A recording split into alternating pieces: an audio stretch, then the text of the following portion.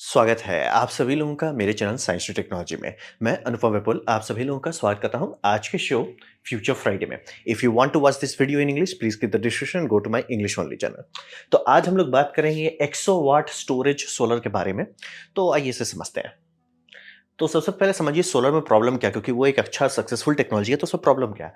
Problem ये है कि वो बेस्ट टेक्नोलॉजी, ये बात सही है। मतलब कि अभी के टाइम में एज ऑफ नाउ 2025 में अगर मैं आपको एक्स अमाउंट ऑफ मनी देता हूँ, उसमें कितना अमाउंट एनर्जी मिलेगा सोलर के कंपेयर में कोई नहीं आता। और इसका कार्बन फुटप्रिंट भी नेगेटिव हो चुका है, यानी कि इसको बनाने में जितना CO2 निकला था उससे ज़्यादा का वैल्यू में ये एनर्जी प्रोड्यूस कर देता है। यानी कि अगर आप और सोलर फार्म लगा लगा के सोलर फार्म की मैन्युफैक्चरिंग करते हैं, CO2 एक्स्ट्रा रिलीज नहीं होगा। मिनरल्स और मटेरियल्स के लिए होगा, लेकिन एनर्जी के लिए नहीं होगा। तो ये कार्बन नेगेटिव हो चुका है। विंड थोड़ा सा पीछे है, लेकिन वो भी हो जाएगा। तो ये तो बहुत बढ़िया चल रहा है, लेकिन ये इनकम्प्लीट टेक्नोलॉजी है, यानी कि इसमें थोड़े प्रॉब्लम्स हैं जो हम सभी को पता है। जैसे कि सबसे बड़ा इसमें प्रॉब्लम है कि ये एसी तो देता नहीं। ये सारे जो आप देख रहे हैं ये एक्चुअली एक मतलब समझिए एक सिलिकॉन है। उसमें प्रॉब्लम ये है कि आउटपुट जो है वो डीसी होता है, तो एसी तो ये देता नहीं है। और उसका सबसे बड़ा पेनल्टी क्या है? ग्रिड इनर्शिया नहीं होता है।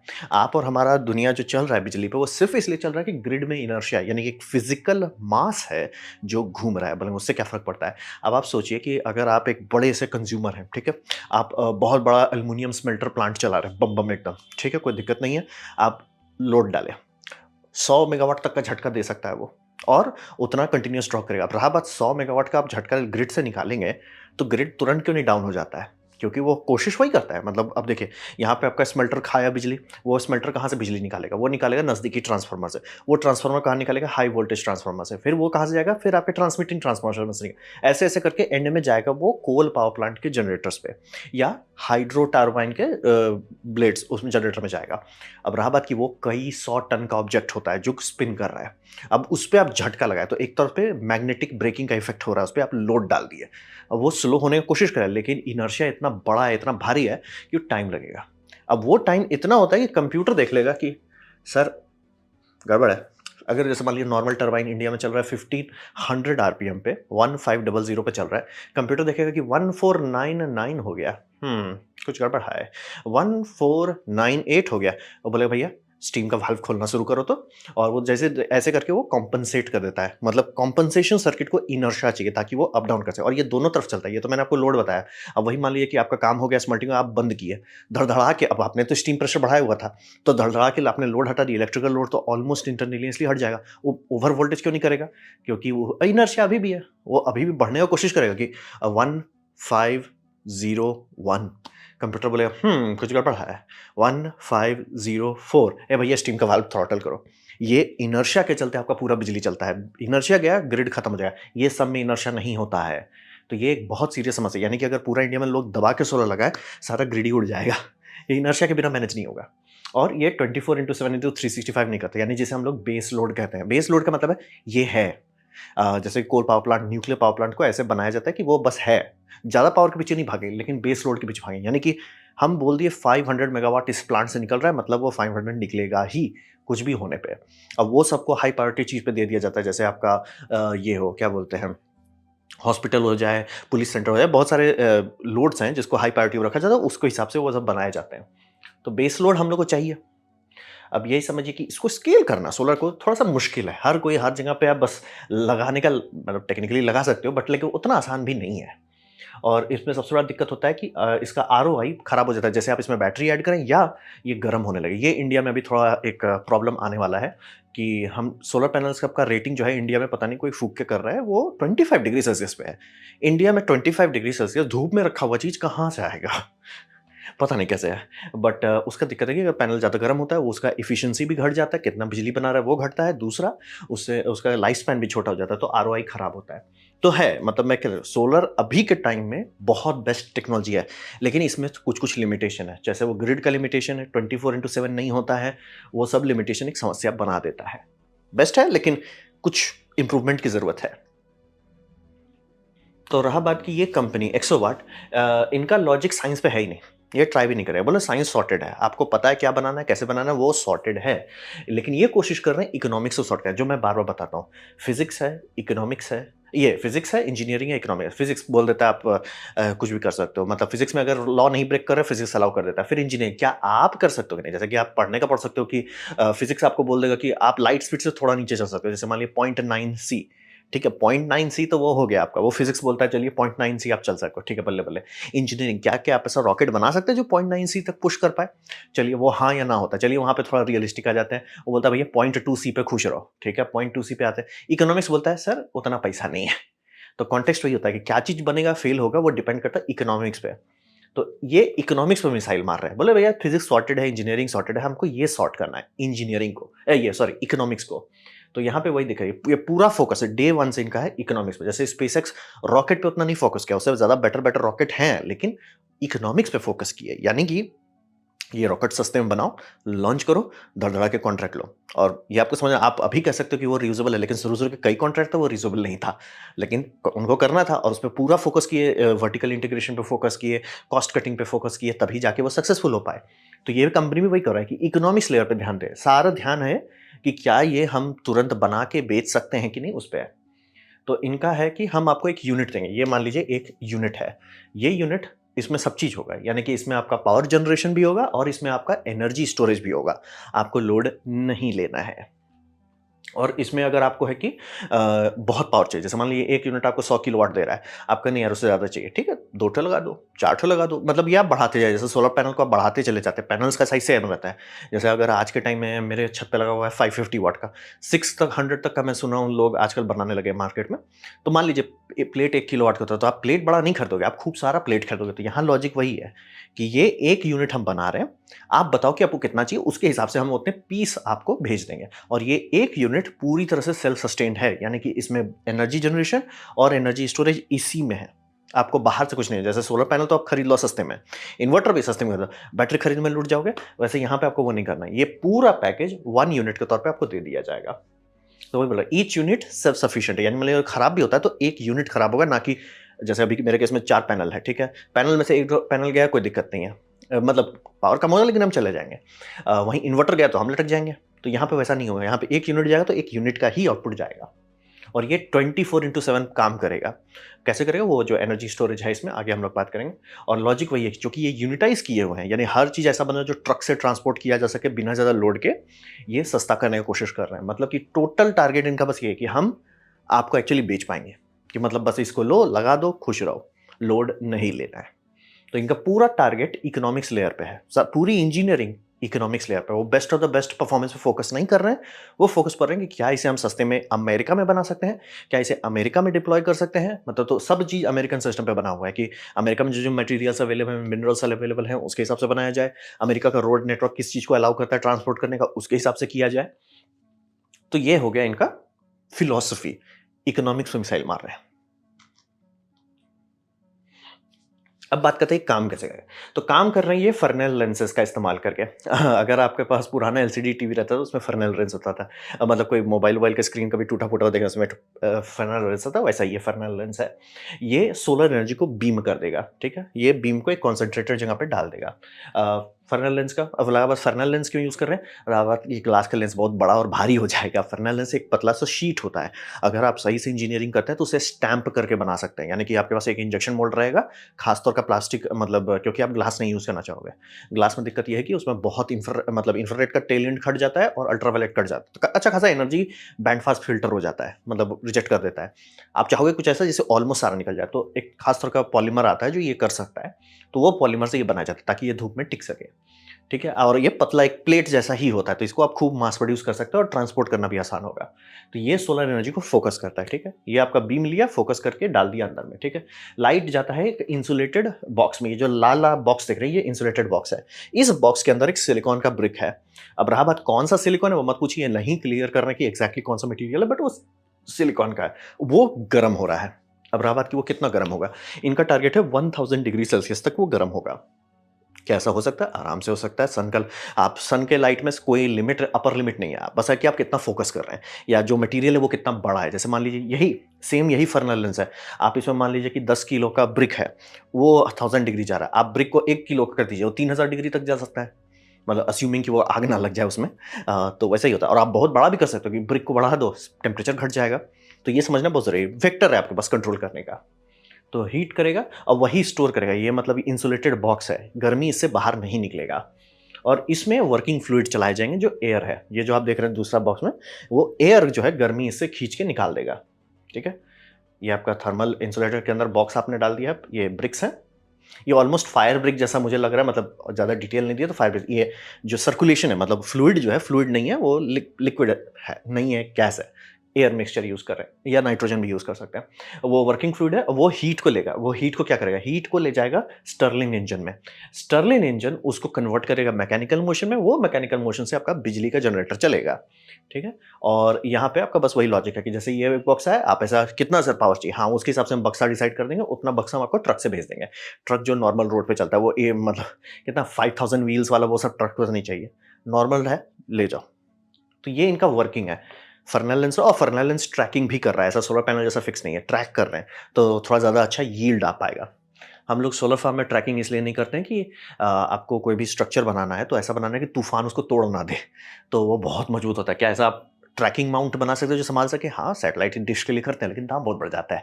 दाम बढ़ेगा तो आरओआई खराब हो जाएगा, इसीलिए हम लोग बोलते हैं भैया सीधा रख दो, छोड़ो, लोड मत लो तो बार बार करने का।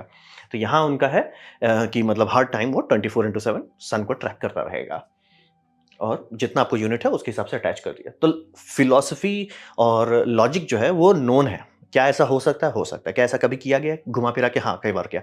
और ऐसा कॉन्सेंट्रेटेड सोलर में भी कई बार किया गया था कि हीलियोस्टैट यानी कि छोटे-छोटे मिरर्स जो एक लाइट सनलाइट को एक पोल पे फोकस करते हैं, पोल के टॉप में, और उसको हीट करते हैं, वो 1000 डिग्री तक जाता है। ये कॉमन है, बहुत सारे 1990s में लोग ये करते थे। ये नॉर्मल सिस्टम था, लेकिन बाद में सोलर पैनल का दाम जिस स्पीड से गिरा, वो सारे प्लांट लटक गए। वो इतने महंगे हो गए प्लांट कि भैया उसको तोड़ने का भी पैसा नहीं है किसी के पास, छोड़ दिया गया है, बस छोड़ो यार। तो समझ, क्योंकि सोलर पैनल का दाम लोग समझ नहीं रहे कितना स्पीड से गिरा है। मतलब मेरे जन्म के टाइम पे अगर आप किसी को सोलर पैनल का बात बोलते, कोई नहीं मानता। सैटेलाइट वाले लोगों की जान निकल रही थी, इतना महंगा था सोलर पैनल। अभी take it and go, take it and go, बच्चे बच्चे को दे दे रहे, भैया जाओ तुम क्यों सैटेलाइट बना लो, लोड मत लो। तो ये समझना बस है। तो उससे ये कंपेयर कर रहे हैं कि भैया हम उतना टोटल बिजली, अगर आप एकदम सिर्फ वाट का दाम देखेंगे तो ये गलत आएगा, लेकिन अगर 24/7 का देखेंगे, क्योंकि तब उसमें आपको बैटरी का दाम जोड़ना पड़ेगा, तब ये लॉजिकल होगा। तो यही है कि ये सन को ट्रैक करेगा, फर्नेल लेंस लाइट को फोकस कर देगा एक स्पॉट में, लाइट अंदर जाके आपका एक ब्रिक को गर्म कर देगा, वो ब्रिक इंसुलेटेड है ताकि गर्मी बाहर ना जाए, और उससे गर्मी निकालने मतलब एनर्जी निकालने के लिए उसमें एयर चलेगा, एयर स्टर्लिन इंजन को चलाएगा, स्टर्लिन इंजन एक जनरेटर चलाएगा, जनरेटर से बिजली मिलेगी। तो ये सारा चीज़ किया जा चुका है। ये बस पैकेजिंग कर रहे हैं, मतलब कि हम ऐसा पैक करेंगे धड़ाक से आप लो, टेक इट एंड गो। तो ये वर्किंग है इसका, और पूरा सारा फोकस ये है कि मेड इन अमेरिका हो, स्टार्ट टू फिनिश। और ये इनका दूसरा बात है कि इनको टैरिफ से कोई टेंशन ना रहे, सप्लाई चेन से कोई टेंशन नहीं रहे। अगर पूरा चीज़ स्टार्ट टू फिनिश अमेरिका में बन रहा है तो ये एक्चुअली दाम कम कर सकते हैं। जैसे हमारे जो सीवी इंजन वाले जो लोग हैं, वो बता रहे कि सोलर बहुत महंगा है। मतलब दाम बताइए तो सर, दाम हमको हजम ही नहीं हुआ, ये दाम जरूर मेरे से ज़्यादा महंगा दाम बता रहे थे। हम खुदे बोले दाम महंगा नहीं है सोलर का, इतने रूल्स हैं, इतने रेगुलेशन लगे हुए, इतना रेड टेप पड़ा हुआ है कि कोई सोलर नहीं कर रहा है। तो ये उसको हिसाब से सॉल्व कर रहे हैं कि नहीं सर हम बाहर से कुछ नहीं मंगाएंगे, आपका रेड टेप जान मार डालेगा। इसको पूरी तरह से ऐसा करो कि मेक इन हाउस है। अब रहा बात फिजिक्स का, बात करते हैं। तो मैं एकदम क्लियर कर रहा हूँ, क्या ये जो करना चाहते हैं वो हो सकता है? क्या ये कभी एक्चुअली बना के इससे बिजली निकाला जा सकता है? आराम से, टेक इट एंड गो। बात है कि ये कितना इफिशिएंट है। अब रहा बात, यहाँ पे समझिए इनका फिलॉसफी इकोनॉमिकल इफिशिएंसी, भाई कम दाम में ज़्यादा से ज़्यादा बिजली निकालो, बल्ले-बल्ले। लेकिन ये इंजीनियरिंग इफिशिएंसी नहीं है। जैसे कि एक फिजिक्स का सबसे कोर कॉन्सेप्ट है, बचपन में आप लोग को स्कूल में पढ़ाया गया होगा मैथ्स में, जो आप लोग को याद होगा, surface area to volume ratio. यानी कि आप लोग पढ़े होंगे सरफेस का वॉल निकालना, इसका क्यूब है, अगर जैसे मान लीजिए क्यूब है, और मैथ्स में एक चीज़ भी होता है जिसे कहते हैं यूनिटलेस कैलकुलेशन, वो भी दिमाग में आप लोग को आदत होना चाहिए कैलकुलेट करने का। जैसे मान लीजिए एक क्यूब है, ठीक है, उसका एक यूनिट साइड्स हैं, ठीक है, वन साइड क्यूब्ड है। अगर उसका सरफेस आप कैलकुलेट करेंगे तो वन स्क्वायर्ड आता है, यानी कि उस 6 साइड से मल्टीप्लाई हो जाएगा तो आपको 6 आ जा रहा है, ठीक है, बल्ले बल्ले। वॉल्यूम करते हैं, वो 1 ही आता है। इसका मतलब क्या था? Surface area to volume ratio 6:1 है। अच्छा नहीं है। वहीं पे अब आप इसको बड़ा कर देते हैं, बक्सा जो है बड़ा कर देते हैं, वो 2 कर देते हैं। 2 करने पे क्या होता है? 2 स्क्वायर आपका मल्टीप्लाई हो जाता है 6 साइड से, आउटपुट आता है 24। 24 का आपका सरफेस एरिया है, लेकिन वॉल्यूम क्यूब में जाता है, वॉल्यूम गया 2 क्यूब इक्वल्स 3। अब आपका surface area to volume ratio 3 हो गया, यानी कि सरफेस कम पड़ रहा है कंपेयर टू वॉल्यूम, और बड़ा कर देते हैं। साइड्स अब 3 हो गया है, 3x हो गया है। तो 3 को लेते हैं, उस पे स्क्वायर लगाते हैं, मल्टीप्लाइड बाय 6, आउटकम 54। बड़ा सरफेस है तो बहुत जल्दी ठंडा। लेकिन अब इसका वॉल्यूम देखिएगा, 3 क्यूब्ड है। 3 क्यूब्ड का मतलब होता है 27। डिवाइड कीजिए surface area to volume ratio 2 हो जाता है। यानी कि इसमें अगर आप कोई सामान रखते हैं, वो ठंडा होने में बहुत टाइम लगेगा। इसका मतलब आप ऐसा समझिए, आपने एक छोटा सा थर्मस लिया, ठीक है, बहुत इंसुलेटर डाला है, उसमें आप गर्म पानी डालें, बहुत टाइम लगेगा उसको, ये ज़्यादा टाइम टिकेगा नहीं। वहीं उल्टा कीजिए, बड़ा सा मेटल का टंकी है, लेकिन बहुत बड़ा टंकी है, ठीक है, बहुत बड़ा है, उसमें आप गर्म पानी डाल दिए, वो ठंडा होने में दिन लग जाएगा। बोले लेकिन मेटल है। Surface area to volume, volume बहुत ज़्यादा है, सरफेस एरिया बहुत कम है, एनर्जी बाहर जा नहीं पाएगा। ये फिजिक्स में होता है। जैसे कि अगर आप मरीन डीजल का इंजन देखेंगे, बहुत ही ज़्यादा भयानक एफिशिएंट है। मतलब 51% पे कंबशन इंजन कैसे चल रहा है भैया? उसका बोर लगभग 1 मीटर होता है, स्ट्रोक 2.5 मीटर होता है। सरफेस एरिया मतलब जो बूम हुआ, उसके पास है ये नहीं है सरफेस एनर्जी डंप करने के लिए, सिर्फ वॉल्यूम है। वो वॉल्यूम में फैलता है, वॉल्यूम में फैलने से कहता है पिस्टन पुश करता है, उससे क्या होता है, आउटपुट निकलता है। तो ये मैथमेटिक्स आपके दिमाग में एकदम फंडामेंटल बना होना चाहिए। और इसीलिए स्टारशिप का लॉजिक वही है, बड़ा रॉकेट बनाओ। क्यों बनाओ? बड़ा आप जैसे बनाते जाओगे, आपका सरफेस एरिया कम होते जाता है कंपेयर टू वॉल्यूम, तो आप भारी मटेरियल भी इस्तेमाल कर सकते हैं। जैसे इसीलिए देखिए, स्टारशिप को ट्राई कर रहे हैं स्टेनलेस स्टील से बनाना, मुश्किल है लेकिन हो सकता है। फाल्कन 9 नहीं छू सकते हैं, क्योंकि वो उतना छोटा है कि उसमें लिथियम एल्यूमिनियम एलॉय की जगह कुछ यूज किया, वो रॉकेट उड़ेगा ही नहीं। ये surface area to volume ratio बड़ा होने से बेहतर हो जाता है। तो ये उसके अगेंस्ट चल रहे हैं। इनका ये जो लॉजिक है कि हम एक मतलब हर में दे देंगे, बाय डिफॉल्ट आप बहुत इंसुलेटर, मतलब आप इस जगह पे हो, surface area to volume ratio आपका 6 पे चल रहा है, वो बहुत मुश्किल है। मतलब कि काम करेगा, मैं एकदम क्लियर करता हूं, काम करने में कोई दिक्कत नहीं है, लेकिन ऐसे कोई जानबूझ के नहीं करता है। कारण वही है कि भैया आपका वेस्ट हो जाएगा। ये सेम वही बेवकूफ़ी है जो लोग ये कहते हैं ना, ओ स्मॉल मॉड्यूलर रिएक्टर बनाएंगे, इसलिए हमें पता है, लेकिन एक कारण है नहीं बनाने का। कारण ये है, यानी कि आपको बहुत खर्चा लगेगा हर रिएक्टर को शील्ड करने में, तो उससे बेटर है एक बड़ा सा टब बनाओ, उसमें रिएक्टर आओ, उसमें प्लस टेम्परेचर भी बेटर आता है, क्योंकि वॉल्यूम बेटर होता है, तो इसीलिए वो बनाया जाता है। तो बहुत सारी चीज़ में आपको ये प्रिंसिपल आना चाहिए, surface area to volume ratio, यानी कि millimetre square versus millimetre cube. ये दोनों का रेशियो अगर अच्छा है तो ही आपका इंसुलेशन टिकेगा। इसीलिए बड़ा टंकी बेटर होता है, ना कि खूब सारे छोटे टंकी। यहाँ पे वही कर रहे हो, खूब सारे छोटे छोटे ब्लॉक्स हैं। आइडिया इंजीनियरिंग वाइज नहीं सही है, मतलब इसमें आपको कोई रिसर्च पीएचडी का जरूरत नहीं है, उसमें आपको करना ही है, ये स्कूल में पढ़ाया जाता है, बेसिक लेवल चीज़ है। अब रहा बात की, ये बोल रहे हैं हम स्टर्लिन इंजन करेंगे, रहा बात ये बता नहीं रहे कौन इनका सप्लायर है या स्टर्लिन इंजन क्या है, कहीं ग्राफिक्स में नहीं दिखा रहे। हमको बेस्ट यही मिला, एक तो जर्मन कंपनी है जो स्टर्लिन इंजन, जो ऑलमोस्ट मैच कर रहा है कि ये क्लेम्स है, ठीक है। तो स्टर्लिन इंजन। अब रहा बात कि हम लोग छोटे जनरेटर से बिजली नहीं बनाते, बड़े से बनाते हैं। ऐसा क्यों? जैसे कि अगर आप पावर प्लांट में चाहिए तो वो सब जनरेटर को बोला जाता है टर्बो जनरेटर।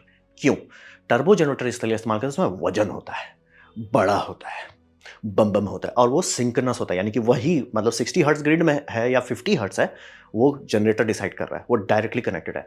इस तरह के छोटे चीज़ को नहीं कनेक्ट करता है। जैसे आप बोलोगे अच्छा सोलर कैसे कनेक्ट होता है? सोलर नहीं होता है। सोलर एसी को, ये मतलब डीसी निकालता है, वो डीसी जाता है आपका एक ग्रिड टाई इन्वर्टर में। ग्रिड टाई इन्वर्टर ग्रिड बनाता नहीं है, वो देखता है कि फ्रीक्वेंसी क्या चल रही है, उसमें वो बिजली उसके हिसाब से मैच कराता है। वो फॉलोअर है, मेकर नहीं है। टर्बो जनरेटर मेकर है, टर्बो जनरेटर के भरोसे हम लोग चल रहे हैं। आप बोल रहे हो कि हम ये छोटा-छोटा स्टर्लिंग दे देंगे, इट्स लाइक वो भी एक पावर प्रॉब्लम है कि वो काम करेगा। मैं एकदम क्लियर कर देता हूँ, ऐसा नहीं है कि स्टर्लिंग इंजन नहीं बनाया गया है कभी या कभी यूज़ नहीं किया गया। आप बना सकते हैं, यूज़ कर सकते हैं। शुरू-शुरू में सोलर डिश के लिए लोग इसी के पीछे पगलाए थे कि सर स्टर्लिंग से करेंगे। सोलर पैनल बहुत सस्ता हो गया, वो मर गया। तो अभी सिर्फ स्वीडन के सबमरीन्स में रहता है। तो वो लॉजिक वही है कि हम गर्म हवा लेंगे, ये आपका कन्वर्ट कर देगा और आपको बिजली मिल जाएगा। वो ऐसा नहीं है, वो इनर्शिया नहीं है। आप अभी भी बिना इनर्शिया के बिजली बना रहे हो और एफिशिएंसी भी खराब होगा, क्योंकि obviously thermal to electrical conversion में ही सबसे ज़्यादा लॉस होता है। आप मतलब सोलर पैनल 25% रहता है। ये आप कहोगे कि अच्छा ये तो 70-80% आपका हीट बना ले रहा है, बहुत बढ़िया बात है। दिक्कत ये है कि 70-80% जो हीट एनर्जी आया है, उससे बिजली 80% थोड़े निकाल पाएँगे आप। बहुत हुआ, जैसे ये इन्हीं का प्लानिंग में है कि 20-25% होगा। तो घूम फिर के बहुत ज़्यादा फ़र्क नहीं है। हाँ, बस ये बेनिफिट है कि कोई थर्मल मोड में ये एनर्जी स्टोर कर रहे हैं। ये एक और ट्रिक डालें। ट्रिक ये है कि उसमें इलेक्ट्रिक रेज़िस्टिव हीटर लगा हुआ है। ऐसा क्यों? मान लीजिए कि ग्रिड में डिमांड कम है। आप लोग चाहोगे कि ग्रिड हमेशा एक अच्छा एक ऑप्टिमम पे रहे। डिमांड घटने पे भी दिक्कत होता है। तो डिमांड घटने के टाइम में आप बिजली खरीद सकते हो सस्ते में। वो खरीद के इसको चार्ज कर देंगे। हीटर से वो ब्लॉक गर्म कर देंगे और फिर जब दाम महँगा होगा तब बेच देंगे। तो ऐसा किया जाता है। ऐसे ही पम्प्ड हाइड्रो जो है ऐसे ही पैसा बनाता है। मतलब आपने स्ट्रक्चर बना दिया, रात को आप बिजली खरीदते हो सस्ते में और दिन में महंगा में बिजली बेच देते हो, प्रॉफिट हो जाता है। ऐसा कई जगह से किया जाता है। तो वही, अब रहा बात कि मुझे बस धांधली एक चीज़ लगा कि ये बता रहे कि हम छोटा-छोटा स्टर्लिंग नहीं चलाए। सर रेडिएटर नहीं है आपका। कहीं किसी भी डिज़ाइन में मुझे रेडिएटर नहीं दिखा। क्या इतना छोटा में काम होगा? गर्मी चली जाएगी। आप गर्मी कह रहे हो 1000 डिग्री सेल्सियस है, चलो बल्ले-बल्ले एम्बिएंट है, चलो इंडिया मान लेते हैं 60 डिग्री सेल्सियस है। गर्मी निकालोगे कैसे सर? मतलब कहीं बड़ा रेडिएटर चाहिए आपको। बम बम रेडिएटर चाहिए ताकि वो गर्मी निकल सके।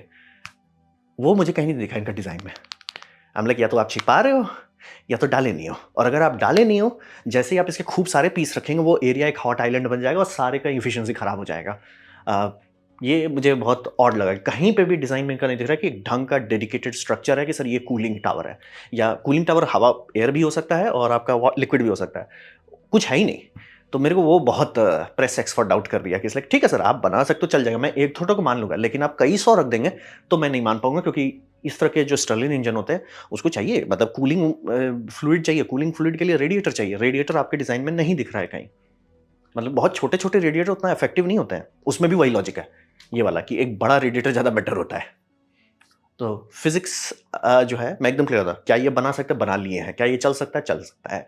बस रहा बात कि कितना एफिशिएंट है एनर्जी टू आउटपुट में, उसमें सबसे बड़ा लॉस होगा इनका thermal energy to electrical conversion. और मुझे कहीं रेडिएटर नहीं दिखा, तो मुझे अब स्टर्लिंग पे डाउट हो रहा है कि मतलब शायद ये 1-2 लोग लगा के टेस्ट किए हुए हैं। कई 100 एक जगह पे लगा के देखेंगे तो अलग रिजल्ट आएगा। हीट आइलैंड के चलते। और इनर्शिया नहीं है। और वो भी नहीं बता रहे कि ये ग्रिड सिंक जनरेटर है कि ये भी वही इन्वर्टर ही दे रहे हैं। तो वो सब मेरे को थोड़ा-सा धांधली लगा। अब रहा बात भविष्य में क्या होगा। तो ये मेरा हाइपोथेसिस है, जितना मैंने इनका डेटा देखा है, पढ़ा है, इनके वेबसाइट में देखा है। इनका चैनल का एक ठो वीडियो है, वो मैंने नीचे लिंक कर दिया है। उसमें मेरे को लग नहीं रहा कि ये स्केल कर सकते हैं। ठीक है? ये मेरा रीड है। ऐसा क्यों है? बहुत ज़्यादा मूविंग पार्ट्स हैं। अब इसका कंपैरिज़न कोई है? हाँ, विंड फार्म। अगर आप विंड फार्म को देखिएगा, उसमें भी मूविंग पार्ट्स हैं। ठीक है? आप ट्राई कर रहे हो कि हम फर्नेल ऐसे-ऐसे मूव करेंगे। ठीक है? हर यूनिट में आप फर्नेल के लिए मोटर डाल रहे हो और हर में आप छोटा-छोटा ये स्टर्लिन इंजन लगा रहे हो, तो बहुत सारे मूविंग पार्ट्स हैं। तो विंड में भी मूविंग पार्ट्स हैं। तो विंड में क्या किया गया? कोशिश किया गया कि बहुत बड़ा-बड़ा विंड टरबाइन बनाओ। क्यों? क्योंकि वो कॉस्ट इफेक्टिव होता है। यानी कि मेगावाट आवर में कितने पार्ट्स हैं आपका? यानी कि अगर मैं आपको 1 मेगावाट आवर देता हूँ, उसके लिए 10 टरबाइन चाहिए। ठीक है? 10 डिवाइडेड बाय 1 मेगावाट आवर। आप यही सेल करते हो मेगावाट आवर। ठीक है? 10 डिवाइडेड बाय आपका वो हो गया। अब क्योंकि उसका सर्विसिंग करनी है, मेंटेनेंस करना है, वो आपका डिवाइड बाय 10 हो जा रहा है। वहीं मान लीजिए एक ही टरबाइन उतना दे रहा है, तो डिवाइडेड बाय 1 होता है। इसीलिए विंड टरबाइन वाले लोग दबा के मेहनत कर रहे हैं कि बड़ा-बड़ा टरबाइन रखो। अब तो 10 मेगावाट से नीचे लोग मुँह नहीं खोलते हैं। और वो ये सीख चुके हैं, मतलब ये 1980s से करके हम लोग सीख चुके हैं कि बड़ा-बड़ा टरबाइन ज़्यादा बेटर होता है। इसीलिए ज़मीन पे अब टरबाइन लगाने का भी बात नहीं होता है। शांति से समुद्र में जगाओ, लोगों को काँई-कुचूर नहीं करना है, समुद्र में लगाओ, वो हो जाएगा। अब रहा बात कि 1-2 फिश स्पीशीज़ को प्रॉब्लम है, लेकिन सर अगर नहीं लगाए तो पूरा प्लैनेट को उड़ा डालेंगे, तो पूरा प्लैनेट वर्सेस 1-2 स्पीशीज़, और उसका भी अगर हम लोग करने लगेंगे, कोई ना कोई इंजीनियर उसको सॉर्ट कर देगा कि उसका क्या सॉल्यूशन कर सकते हैं, क्या मिटिगेशन हो सकता है, वो हो जाएगा। तो ये इनका मेरे को यूनिट कॉस्ट सही नहीं लग रहा कि ठीक है, आप एक यूनिट बना दे रहे हो, ठीक है, और रिमोट एरिया के लिए चलो पच भी जाएगा। जैसे कि बहुत सारा जो हम केस के लिए जाते थे, तो मोबाइल टावर है, वहाँ पे सोलर फार्म लगा हुआ है, वहाँ मैं देख सकता हूँ इसको चलते हुए। लेकिन बड़ा सोलर फार्म में ये उतना कैसे चले, बहुत ज़्यादा पार्ट्स हैं। पार्ट्स काउंट, आप सस्ते पार्ट दिखा रहे हो, लेकिन सर पार्ट्स में दिक्कत ये होता है कि मेंटेनेंस कॉस्ट आ जाता है। आपको हर बेरिंग जितने इसमें लगे हुए हैं, हर बेरिंग को चेक करना है। हम लोग सोलर को ट्रैक नहीं करते क्योंकि भैया बेरिंग और मोटर सबका दाम भाग जाता है। तो इसीलिए हर में आप दाम दे रहे हो कि हम इसमें ये करेंगे, हम उसमें फैन लगाएंगे, हम उसमें ब्लोअर लगाएंगे, हम उसमें ये करेंगे, वो करेंगे। सब कर सकते हैं सर, दमवा कहाँ से आएगा, मेंटेनेंस कहाँ से आएगा? वो मेरे को इसीलिए लग रहा है कि छोटे-छोटे में मैं आराम से देख सकता हूँ कि ये बनाएगा, चलेगा, काम होगा। लेकिन बड़े जैसे आप करने जाओगे, इनका दाम जो है खराब हो जाएगा। वही। और सोलर को ये जो मतलब ये थोड़ा-सा इनका लगा, थोड़ा-सा चीकी इन्वेस्टर वाला टॉक कर रहे थे कि इट्स लाइक सोलर में आपको बैटरी चाहिए। इट्स लाइक ज़रूरी नहीं कि बैटरी वहीं हो। ये एक बहुत कॉमन मिसकंसेप्शन है कि सोलर जहाँ फार्म लगा रहे हो वहीं बैटरी चाहिए, ज़रूरी नहीं है। और आप तो चाहोगे भी नहीं बैटरी। ये पता नहीं कहाँ से लोग फूँक लिए कि बैटरी चाहिए। इट्स लाइक किसने बोला है? 1950 पढ़ो कभी, 1970 का साइंस बुक कभी खोलो। सब लोग न्यूक्लियर फूँकते हैं, भैया न्यूक्लियर के चलते दुनिया की सबसे बेस्ट बैटरी बनाई गई थी। पढ़ा-लिखा करो कभी। तो वही बोल रहे हैं, क्लोज लूप पम्प्ड हाइड्रो जो है वो आपको सब समस्या का समाधान कर देता है और वो ऑफ साइट रहता है। दूसरी बात, वो ब्लैक स्टार्ट और एसी ग्रिड इनर्शिया देता है। ब्लैक स्टार्ट का मतलब होता है ग्रिड छींक दिया, ठीक है, बंद हो गया। सारे जनरेटर को सिंक करके स्टार्ट करना होता है, बहुत मुश्किल है और आप हैरान हो जाइए, आधा से ज़्यादा पावर प्लांट स्टार्ट नहीं हो सकता। मतलब इक्का दुक्का पावर प्लांट हमेशा सरकार बनाएगी। जैसे मान लिया 100 पावर प्लांट्स हैं, तो 10 पावर प्लांट ऐसा बनाया जाएगा जो ब्लैक स्टार्ट कर सके। ब्लैक स्टार्ट यानी कि वो स्टार्ट से मतलब सब बंद है। वहाँ पे जब लोग जाएँगे, छोटा-छोटा डीज़ल जनरेटर चलाएँगे, उससे बड़ा डीज़ल जनरेटर चलेगा, उससे इतनी बिजली मिलेगी, एक ठो कोल फर्नेस को स्टार्ट कर पाएँगे, उसका प्रेशर पंप चला पाएँगे, पूरा सिस्टम करेंगे, फिर करेंगे। तो बाकी सारे प्लांट उसमें ये सब स्टेशन में ऐसा बनाया जाता है, स्विचिंग की जाएगी कि सब चीज़ को काटो। ये जैसे 2 मेगावाट, 5 मेगावाट या 10 मेगावाट का प्लांट स्टार्ट हुआ है, उससे बिजली ले जाओ। ले जाओ भैया दूसरे को स्टार्ट करो, वो स्टार्ट हो गया ठीक है, उससे दूसरे का ऐसे-ऐसे करके स्टार्ट करना। ब्लैक स्टार्ट बहुत मुश्किल चीज़ है। इसीलिए आप चाहोगे ग्रिड कभी बंद नहीं हो। बंद हुआ तो मतलब बंद हो गया। तो आप कुछ चाहोगे जो देश को स्टार्ट कर सके। पम्प्ड हाइड्रो कर सकता है, क्यों? इसको आपको सिर्फ़ इतनी बिजली चाहिए कि दरवाज़ा खोल सको और वो कुछ-कुछ केसेस में आप मैनुअली भी कर सकते हो। 10 लोग लगेंगे, हैंडल धीरे-धीरे घुमाएँगे, आधा घंटा में खुलेगा बट किया जा सकता है। ब्लैक स्टार्ट मिल जाएगा, बल्ले-बल्ले। दूसरा एसी ग्रिड इनर्शिया क्यों है? ये हाइड्रो डैम का पावर टेक्नोलॉजी है। पानी आ रहा है, टरबाइन घूम रहा है, जनरेटर है, एसी सिंक्रोनस है, यानी कि वो लोड देगा प्लस इनर्शिया भी देगा। और हाँ, राउंड ट्रिप एफिशिएंसी भी काफ़ी अच्छा होता है। 70 टू 80 तो पुराने वाले में 80 से ऊपर अब आप अच्छा बना सकते हैं। ये इज़राइल का है। कितना साल चलेगा? जो बनाया गया था 1950s सब में, 60s सब में, वो अभी भी चल रहा है। चल रहा है, होगा इफ दिस नॉट नहीं है sir, take it and go है सर। Best technology sir. और हाँ, काफ़ी लोग का ये था कि अरे मतलब नदी को नुकसान होगा, ठीक है, उसको भी सॉल्व कर दिया। क्लोज लूप है सर, इसीलिए इज़राइल का बता रहे हैं। मिडल ऑफ नोवेयर है, खुद से बेसिन बनाया, छोटा एक नीचे बेसिन बनाया, एक ऊपर बेसिन बनाया। अब हो गया सर, पानी ऊपर ले जाओ, पानी मतलब दिन में पानी ऊपर ले जाओ सोलर से, रात में डिस्चार्ज करो, आपको एसी में जाओ। पानी कभी भी फुल डिस्चार्ज नहीं करते हैं कि ब्लैक स्टार्ट के लिए थोड़ा सा पानी आप हमेशा रखना चाहोगे कि अगर उप्स हो गया, अच्छा ठीक है, दरवाजा खोलो, पहुंच जाए। तो ये सबसे टाइम टेस्टेड और कितना पावर आता है, ज़्यादा नहीं, बस गीगावाट आवर में नापा जाता है। चाइना सब के पास शायद 9 गीगावाट आवर का है, यूएसए सब वाला भी 8-10 गीगावाट आवर का है, इंडिया में भी 1-2 ठो है। तो ये समस्या का समाधान करता है, आदम ज़माने की टेक्नोलॉजी है, बस गिमिकी नहीं है तो लोग ध्यान नहीं देते। बैटरी करेंगे, बैटरी करेंगे, इट्स लाइक सर बना के छोड़ चुके हैं हम लोग बैटरी, बैटरी करेंगे, बैटरी करेंगे। देश में पैसा का भूख लगा हुआ है सबको, बैटरी करेंगे, चाइना को पैसा देंगे। इट्स लाइक सर लगाओ ना सर पानी, पानी, टेक इट एंड गो। चलो वो तो हो गया, आपको एक ऑप्शन बताया, दूसरा भी ऑप्शन है, turn coal power plant into battery. ये भी इंडिया का ही बता रहा हूँ, ये इंडिया का E2S पावर है। ये आप देख सकते हैं इंडियन पावर के साथ काम हो रहा है। लॉजिक क्या है? कोल पावर प्लांट आज नहीं तो कल बंद करना है। क्यों बंद करना है भैया? कोल का दाम बढ़ रहा है। क्यों बढ़ रहा है? कोल माइंड मटेरियल है। ऊपर वाला लेयर में आप माइनिंग करते हो, सस्ता प्रॉफिट, जम नीचे जाता है सर, डीजल लग रहा है जाने तक में, खुदाई में खर्चा हो रहा है, कोल का दाम बढ़ने लगता है। दाम बढ़ने लगे, सोलर के चलते दाम में कंपटीशन है, सर प्लांट बंद करो, प्रॉफिट नहीं हो रहा है, लोग खरीद नहीं रहे हैं बिजली, हो जाता है। दूसरा में होता है पानी का दिक्कत है, तो पानी को हटाइए, कोल का ही रखते हैं, वो होगा ही। और आप बंद भी करना चाहोगे, काहे फालतू का सल्फर हवा में डालोगे, कार्बन डाइऑक्साइड छोड़ दो, सल्फर से तो लोग को दिक्कत है। तो हिसाब वही है कि आप कोल पावर प्लांट है ना, उसमें आपने सब चीज़ लगाया, टर्बो जनरेटर लगा हुआ है, स्टीम टरबाइन लगा हुआ है, उसमें आपका रेडिएटर सब लगा हुआ है, ये सब स्टेशन लगा हुआ है, बिजली की वायरिंग की हुई है, सब किया हुआ है। तो एक काम करो, कोल फर्नेस को फेंक दो, वहाँ पे ये लगा दो। ये क्या है? एक इंसुलेटेड बॉक्स है जिसके अंदर ग्राफाइट है, और ये मेरे को ज़्यादा पसंद है क्योंकि इसका टेम्परेचर थोड़ा ज़्यादा है। ग्राफाइट को इनर्ट एनवायरनमेंट में, यानी कि उसमें आपको ऑब्वियसली ऑक्सीजन नहीं होना चाहिए, खींच के आप ना तो नाइट्रोजन भर दीजिए, हीलियम भर दीजिए, जो करना चाहे कर दीजिए, बस इनर्ट होना चाहिए। उसको आप गर्म कर सकते हैं। कितना गर्म कर सकते हैं? Pure graphite block 3000 degree Celsius तक गर्म कर सकते हैं, और उससे कितना बिजली, ये मतलब स्टीम निकाल सकते हैं, एग्जैक्ट 1600 डिग्री का स्टीम निकाल सकते हैं, जो कि आप मतलब टेम्परेचर 1600 होगा, 1600 डिग्री का ये स्टीम नहीं बनेगा, वो हो जाएगा, थर्मोलाइसिस हो जाएगा। लेकिन आग उतना, जैसे कोल फर्नेस में आग उतना हाई रखा जाता है, वैसे यहाँ पे भी आप कर सकते हैं। यानी कि स्टीम का जो सिस्टम है वो पूरा कॉपी पेस्ट चल रहा है। हाँ, इसका राउंड ट्रिप एफिशिएंसी खराब है, लेकिन आपके में तो इससे भी खराब है, और इसमें तो एटलीस्ट ग्रिड इनर्शिया दे रहे हैं। तो वही बोल रहा है कि ये ऑप्शन मेरे को कहीं नहीं पूछ रहा है। ऐसा सोलर फार्म में बैटरी की दिक्कत है, इसलिए सोलर फार्म को कौन बोल रहा है आपको बैटरी लगाने? पंप्ड लूप हाइड्रो बनाइए, कोल पावर प्लांट्स को धीरे धीरे कन्वर्ट कीजिए। और ऐसा भी नहीं बोल रहा कि कोल पावर प्लांट सबको कन्वर्ट करना। कोल पावर प्लांट में जैसे 4 यूनिट्स होते हैं, तो 4 यूनिट से 1 यूनिट को एनर्जी स्टोरेज बनाइए, उसको सीखिए, समझिए, डेवलप कीजिए, रिफाइन कीजिए, फिर धीरे धीरे 1 से 2 कर दीजिए, 2 से 4 कर दीजिए, या एक ठो का हमेशा बचाए रखिए, जिससे आप चाहे तो नेचुरल गैस के लिए रख दीजिए कि स्टार्ट करने के लिए, ब्लैक स्टार्ट करने में वो काम आ जाएगा। ये दोनों ग्रिड इनर्शिया देता है, दोनों जिंदगी भर चलेगा। एक तो आदम जमाने से चल रहा है, ये भी पावर प्लांट तो टेस्टेड है ही, पावर प्लांट हम लोग चला ही रहे हैं 50-60 साल। एक वो बक्सा को वो उतना टेंशन लेने की जरूरत नहीं है। तो वही है। और मुझे इनका जो डिस्कशन कर रहे हैं 2 बिट डाविंची या जो यूट्यूबर के साथ भी इन्होंने किया था, बहुत स्टोन वायलिंग की, बहुत चीज़ में डिटेल नहीं बताया, वो मेरे को थोड़ा सा धांधली लगा। इसलिए सर स्टर्लिंग है, कोई क्वांटम फिजिक्स टेक्नोलॉजी नहीं है, इंक्रिप्शन नहीं। आप बता सकते हो कि क्या है, कैसे है, नहीं बता रहे। हम ये कर रहे हैं, फ्लूइड, कौन सा फ्लूइड है? रेडिएटर नहीं दिख रहा आपके डिज़ाइन में, तो मेरे को थोड़ा-सा सस्पिशियस लगा कि सर वो सब डिटेल आपको दिखाना तो पड़ेगा ही। जैसे ही आप बेचोगे दिखाना तो पड़ेगा ही, तो ये छिपाने का क्या बात हो गया? इसीलिए जो बंदे जी का बाइक क्लेम हो रहा है कि 170 किलोमीटर पर लीटर पे चल रहा है, हम मतलब काफ़ी लोग हमसे लड़ रहे हैं कि वो डिटेल दिखा देंगे तो कोई भी कॉपी कर लेगा। इट्स लाइक सर, आपको दिखाना ही पड़ता है, तभी पेटेंट मिलता है। अगर वैसा आप नहीं करते हैं तो काम नहीं चलेगा। मतलब मैं भी अगर सिविल इंजन की कंपनी में काम करूँ, मैं पूरा हँसी-खुशी दिखाऊँगा, नहीं तो कोई भी दूसरा यूज़ कर सकता है। आप छिपा के रखो जैसे प्रोप्राइटरी करते हैं, वो बहुत आग से खेलने वाला बात होता है। क्योंकि दूसरा जैसे ही आपका प्रोडक्ट मार्केट में उसका क्लोन कर देगा, वो पेटेंट कर देगा, आप पे जेल कर देगा। ये हो चुका है। इसलिए या तो ओपन सोर्स रखिए या तो पेटेंट कीजिए और दोनों में आपको पब्लिक को बताना पड़ेगा कि ये हम कर रहे हैं। मतलब बनाने के बाद। तो ये इनका जो सब चीज़ को नहीं हम नहीं बताएँगे कौन-सा थर्मल मटेरियल है, कितना एफिशिएंसी है, वो सारा जो कर रहे हैं मुझसे मेरे को बहुत गंदा फीलिंग आ रहा है कि सर वो क्वांटम फिजिक्स नहीं है, आप बटर मसाला मत लगाओ। तो वही है, ब्रिक का मटेरियल क्या है, इन्वर्टर है कि नहीं वो भी क्लियर नहीं बता रहा। हम आइसोलेटेड ग्रिड बना सकते हैं sir. Grid forming inverter versus ये सब का आउटपुट दोनों में ज़मीन आसमान का अंतर है। इसमें इनर्शिया आ रहा है, आप इनर्शिया दे रहे हो कि नहीं दे रहे हो? हाँ या नहीं? 99% चांस है नहीं दे रहे हैं, बट अगेन क्लियर नहीं है। तो वही मेरे मेरे को इस पे भरोसा कम रहा। मैं आराम से देख सकता हूँ कि ये छोटे-छोटे रिमोट लोकेशन पे चल सकते हैं कि ठीक है सर, एक छोटा-सा प्लांट है, चल रहा है आराम, कोई दिक्कत नहीं है।